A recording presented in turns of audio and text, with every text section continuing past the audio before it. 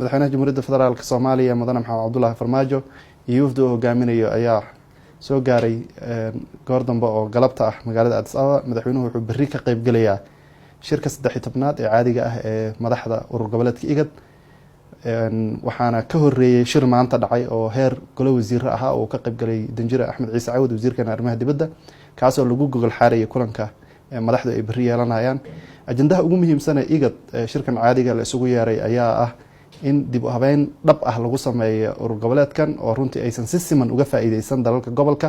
aadna moodo sanadihii u dambeeyay in kulamo badan oo ka duwan midka haatan ay dhacayeen. waxaan rajaynaynaa shirkan kadib inay noqoto urur ay dhammaan dalalka gobolka u siman yihiin, si siman ay uga faa'iideystaan, xooggeedana lagu saaro sidii lagu horumarin lahaa dhaqaalaha gobolka.